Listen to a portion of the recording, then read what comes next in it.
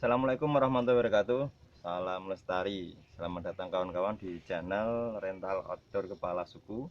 Channel yang mengajak kawan-kawan untuk belajar bersama tentang beberapa hal materi pendakian gunung, atau mungkin beberapa tips-tips tentang cara merawat alat-alat gunung.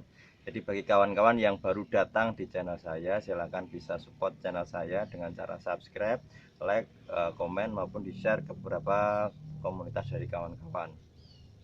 Untuk video kali ini saya ingin sharing kepada kawan-kawan tentang tips modal usaha rental alat outdoor. Jadi kawan-kawan yang mungkin punya keinginan, oh di tempat saya ternyata kok masih belum ada ya usaha rental alat outdoor. Jadi saya pengen buka usaha, terus kira-kira modal usahanya itu apa saja sih gitu. Nah, jadi ini yang ingin saya bahas pada kawan-kawan. Jadi tonton sampai selesai. Modal usaha yang saya maksud ini bukan modal usaha nanti bagaimana kawan-kawan cara mendapatkannya, terus harus utang atau harus menabung, itu terserah dari kawan-kawan. Tapi kalau buat kawan-kawan yang pengen tahu tentang itu nanti silakan kawan-kawan bisa komen dan nanti akan saya bagikan tipsnya kira-kira yang pas itu yang seperti apa sih. Nah, tapi yang ini yang ingin saya bahas yaitu modal usaha yang kaitannya jenis-jenis usaha, jenis-jenis modal yang kaitannya dengan rental alat outdoor. Jadi ada 3 jenis yang harus kawan-kawan pahami ketika kawan-kawan pengen buka usaha di bidang rental alat outdoor. Ya, yang pertama yaitu jenis usaha yang kaitannya dengan investasi. Terus yang kedua jenis usaha yang kaitannya dengan kerja. Terus yang ketiga jenis usaha yang jenis modal usaha yang kaitannya dengan operasional. Jadi 3 itu modal usaha investasi, terus yang kedua yang kaitannya dengan kerja, terus yang ketiga kaitannya dengan operasional.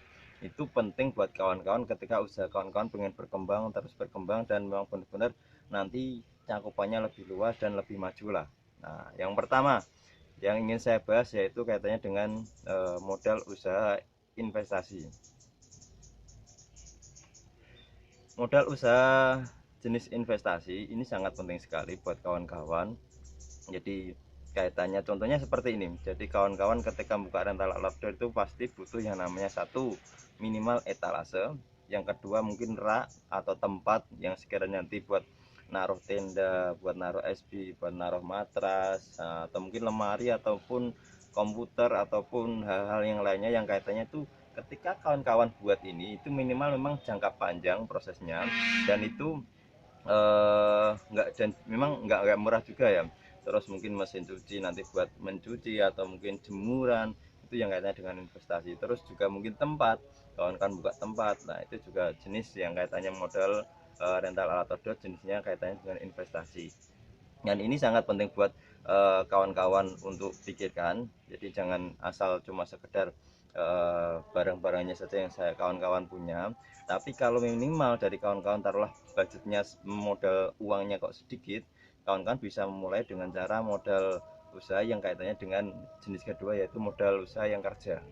Jadi kawan-kawan taruhlah mungkin membeli dulu tenda, carrier atau mungkin SB dan yang lainnya.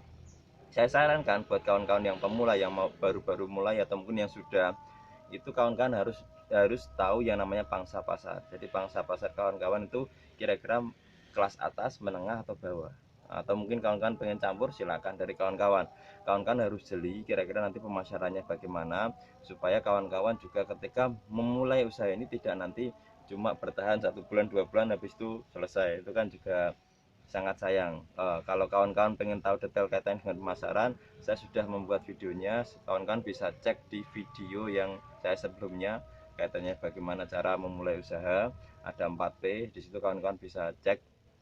Nah, terus eh, kaitannya dengan modal jenis usaha, kaitannya dengan kerja, tenda di sini nanti sangat primer sekali. Kawan-kawan nanti juga bisa menentukan tenda mana yang akan kawan-kawan beli dan yang akan kawan-kawan sewakan. Itu nanti juga tergantung dari pangsa pasar kawan-kawan. Kira-kira kalau pangsa pasar menengah bawah atau kelas bawah, itu ya mungkin tendanya taruhlah jangan yang enggak ya, mungkin standarnya yang mungkin framenya fiber. Nah, tapi kalau kelas-kelas menengah ke atas, kawan-kawan harus juga sudah mulai tendanya framenya frame alloy kayak gitu. Itu nanti terserah dari kawan-kawan. Terus nanti juga carrier, kawan-kawan kira-kira pilih yang bermerek atau yang mungkin yang penting carrier yang lokal-lokal aja, terserah dari kawan-kawan, sesuai dengan pangsa pasar dari kawan-kawan. Kawan-kawan bisa tahu beberapa alat yang mungkin layak untuk disewakan itu dengan cara mungkin kawan-kawan searching di Google atau di beberapa media Instagram, Facebook dan yang lainnya, kira-kira daftar alat yang bisa saya sewakan itu apa saja. Itu nanti buat kawan-kawan ya standar minimal ketika memulai itu apa saja sih harus dibelanja. Yang jelas yang primer itu tenda, carrier, matras, SB, lampu, senter, headlamp kayak gitu, terus kompor, nesting gas, dan mungkin perlengkapan penunjang lainnya semisal topi atau mungkin getter atau mungkin kompas atau mungkin webbing dan yang lainnya. Itu bisa kawan-kawan sesuai dengan pengalaman dari kawan-kawan. Flysheet juga bisa, itu sesuai dengan pengalaman dari kawan-kawan. Terus jenis modal usaha yang ketiga yaitu yang kaitannya dengan modal usaha operasional di sini juga sangat penting, yang kaitannya semisal kayak mungkin kesekretariatan lah, kayak nota itu juga penting. Ketika kawan-kawan ada pelanggan datang itu juga butuh nota, terus mungkin juga butuh yang kaitannya dengan pulsa ya, sebisa mungkin buat media promosi buat kawan-kawan, listrik itu juga kaitannya dengan operasional. Di situ juga kawan-kawan bisa pertimbangkan, tapi memang paling pokok kaitannya dengan sewa alat outdoor yaitu satu, barangnya tadi yang disewakan dari kawan-kawan. Semakin barang-barang dari kawan-kawan semakin banyak, kawan-kawan juga nanti pelanggan dari kawan-kawan juga akan banyak. Tapi yang jelas ada teknik-teknik tertentu yang kaitannya dengan pemasaran, yang di situ bagaimana pangsa pasar dari pelanggan supaya pelanggan bisa datang kepada kawan-kawan. Kalau saya gini, saya mencontohkan, saya punya angan-angan, saya punya strategi. Seandainya kalau saya buka usaha di satu titik ini ya, saya buka usaha di titik A semisal. Kalau andai kata di radius 1 kilo, 2 kilo, 3 kilo dari tempat saya, itu dia sewa di tempat saya, itu sudah hal yang lumrah lah, mungkin karena yang paling dekat, yang paling mudah. Itu bisa dikatakan ketika kita dapat pelanggan orang-orang seperti itu, yos itu mudah banget. Tapi bagaimana supaya ketika kita bisa mendapatkan pelanggan yang loyal, itu yang sekiranya taruhlah mungkin ada pelanggan kita yang radiusnya 30 kilo, 40 kilometer, atau mungkin yang di luar kota, yang di daerahnya itu ada rental-rental yang dekat dengan dia, tapi dia tetap sewa di tempat saya.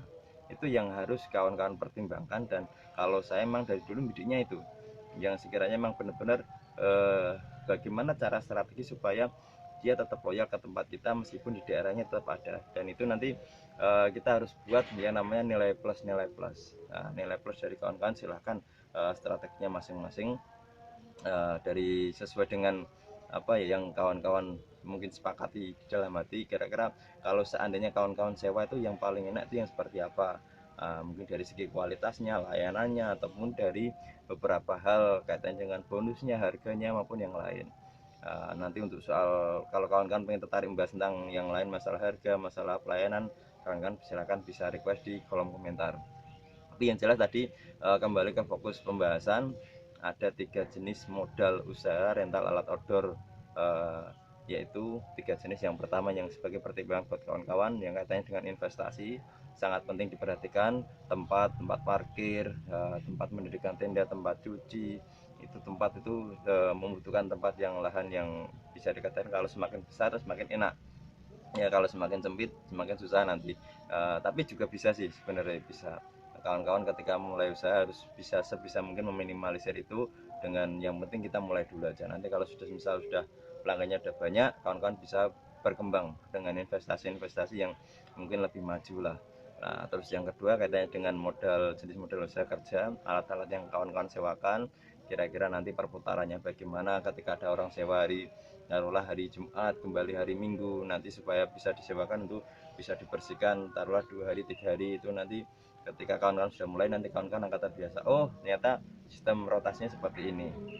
Itu terus yang ketiga jenis modal usaha yang kaitannya dengan operasional.